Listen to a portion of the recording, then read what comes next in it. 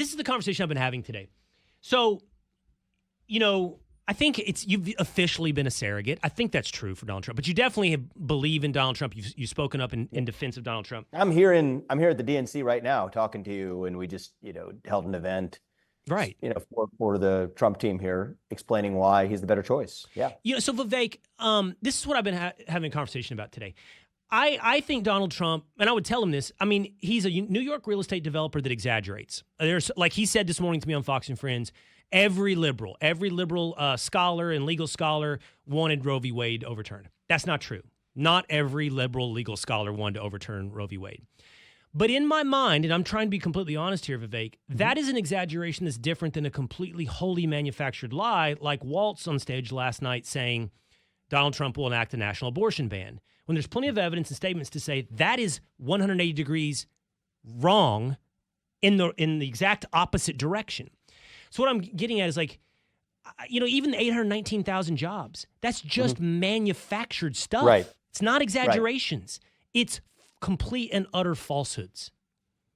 Yeah, so my view is we're not going hard enough in the paint on the policy record and the actual hard facts, which we can change in the next couple of months, because she's only been the nominee. Well, she's not even the nominee yet, but she's only been the putative nominee for a month or so right now.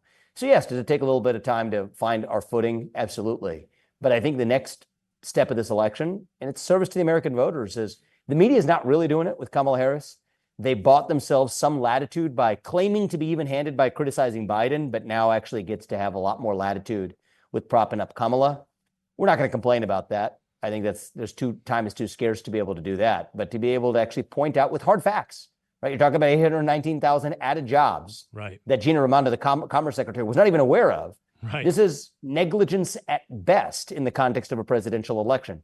Go fact by fact all the way down. If 25% tax they want on unrealized capital gains, spell out to the people exactly how that would trigger a sell-off that would be the formula for a second market crash and Great Depression. So we got to go just line by line on the items that Kamala Harris has advanced in the past, because she's not adopting policy positions this time around. So you got to look to the past for what her actually policy positions are. Go straight down the list and pick them apart one by one. That's the formula for success. That was a pretty stunning statement by Gina Raimondo. And it's kind of thematic with the conversation we're having today, because she rejected it. Can't remember if it was ABC. I think it was ABC. She rejected it and said, well, I don't believe anything that Donald Trump says. Yeah, but it came from, I think it was the Bureau of Labor Statistics, right? Like this, and you're not aware that it's overstated by almost 1 million jobs, 800. See, was that an exaggeration? Was I lying? 819,000 jobs. It's a stunning thing, Vivek. And by the way, on the economic policy, you talk about market crash, price controls, cap gains at 45%. I mean, this is crazy radical stuff that truly threatens an economy. I hope you guys can highlight that. I hope I do as well, because that's an important thing people should know about. Yeah, so on the jobs piece, because people might hear a number like 819,000 jobs, and what does that number mean? This is the largest downward revision, so a restatement of the numbers, in over 15 years in the country. So this is more than a once-in-a-decade kind of event, so people understand the context that this is not normal for the government. The government messes up a lot of things, but on this scale, this is not normal. So for people to understand that. When it comes to, taking the tax on unrealized capital gains, to just spell that out for people what that actually means, that means you may have to pay taxes with cash you don't actually have. Right. So if you're a farmer or a business owner, maybe a private business that you've put your money into, the government says it's worth more than it was when you started it. You have to pay a tax, even if you're not selling a piece of that business. That's a formula for economic calamity. So I think you go straight down the list, Will. Right. On economics, on the border crisis, which I think is the winning issue for this election for Republicans and for Donald Trump. If it's about the issues, we win. If it's about style and vibe and personality, that's outside of our control, because it's what the media actually puts up on offer. If it's about policy, we win. If it's not, we lose. I think it's that simple. How I mean, Donald Trump. I know Donald Trump. Everyone says what you just said. But sometimes it's hard for him not to go down the path of the personality. And I get it, because they attack him as a personality, so he wants to swing back. You've been there. I watched you on the debate stage. I mean, look, I think, Vivek, you are a guy whose mind is almost, not exclusively, but primarily focused on policy. Yeah. But even when you were on the debate stage, you got into it with Nikki. So it's hard not to take the bait, but it does seem like catnip. It's the bait you don't want to take for Donald Trump. Yeah, so look, I'll even share with some of my own learnings from the last year of having run for US president. I think I was at my best when I focused on the reasons that drew me into the race in the first place, addressing our vacuum of national identity, the deep division in this country, filling the void in the mental health epidemic, including for young people across the country, and talking to people on the other side. I mean, those were my favorite moments from the campaign, was directly addressing people who disagreed with me, even protesters at events. I think that was the most positive part. I think as it relates to politics, and I'm a businessman, and that's one of the reasons I respect Donald Trump, is as a businessman coming into this, one of the things I learned is what's new in this realm is people come at you far more personally, in a far more personal way than you might experience in the realm of business. And my philosophy there was, Will, you know what? If somebody hits you, you hit them back 10 times harder. And that's what I did. So in some ways, I'm a business guy judged by results. I did a lot better than was expected of a guy who was 37 and most people hadn't heard of. I beat multiple governors, senators, current former governors, a former vice president. Nobody saw that at the time I entered the race. On the other hand, I didn't achieve the goal that I set out to, which is to be the next president. So for me, the lessons from that are that, yes, if somebody hits you, you got to hit back 10 times harder. That's okay. I think that my advice to Donald Trump would be, you got to fight. People want a fighter. But that's not enough. You got to show people the full dimension of who you are and why you're in this. Is that fair? No, the media is not holding the left to that same standard. What do you see is at this convention even, they've mentioned Donald Trump's name more than they've even talked about the economy that's affecting everyday Americans. They're calling 70 plus million Americans on the other side weird. They're really trying to set up, I think, a trap for us. So is it fair game for Donald Trump to hit back when he's hit? Absolutely. So I don't fault him for that.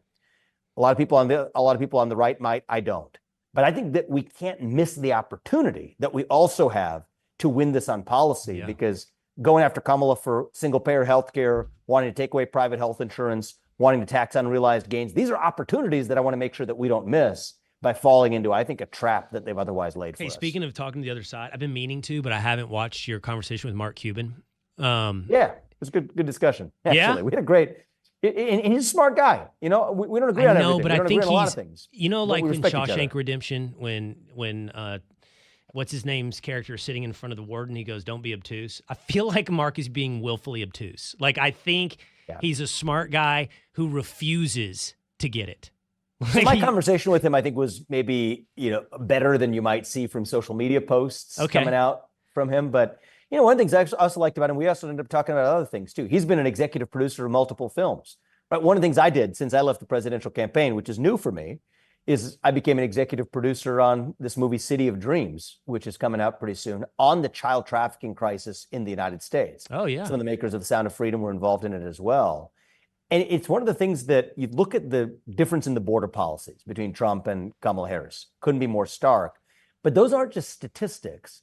And I think one of the things that I'd like to see us, not just as a political party, but in our movement, do a better job of, is to reach people in ways that go outside of the bounds of traditional politics, right? Through the economy, through the business world, but also even through our culture. And so that's one of the things I've tried to do through this, movie that I've created, or helped create, right? I was an executive producer on it. But one of the things I liked about my discussion with Mark Cuban is we were able to talk about that. And once he and I are talking about business or making movies, then we come back and bring it to the realm of politics. Somehow you're able to have a little bit more rational of a discussion than you are in the practice of dunking each other on social media. And I think that works in our favor. So anyway, check out that conversation with him. And I will. But you want to work in the administration? What job do you want? Yeah, so there's a few different paths. I mean, I'm born and raised in Ohio. I live in Ohio now. So the thing everybody's talking about right now is whether I would take JD's seat in the U.S. Senate. The thing most of the people on the ground in Ohio want me to do is actually I'm being recruited by I can't tell you how many people to run for governor in Ohio, and that I think would be wide open if that was a path I wanted to take. But President Trump and I have also had some great conversations about having a real, I would say, let's just call it a high impact role in the administration.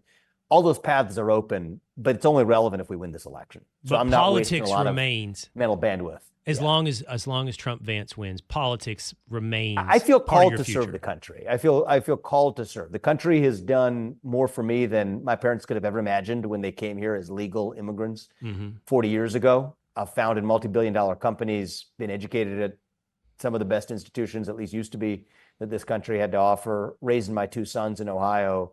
My wife's lived the American dream.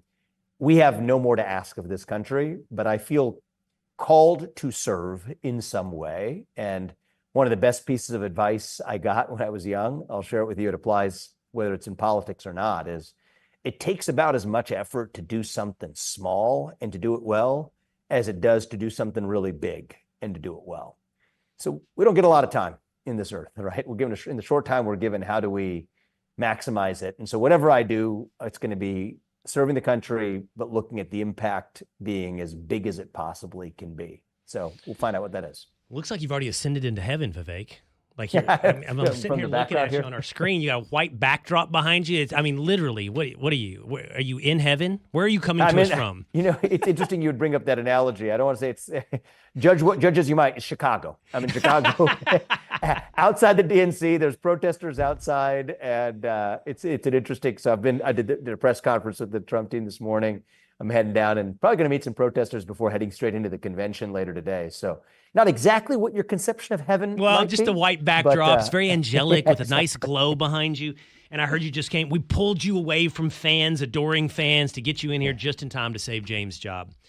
Thank you. Vivek. Well, James, you do a good job. It's the least we could ask of you. I'm sure he will. Make it 818,999 jobs.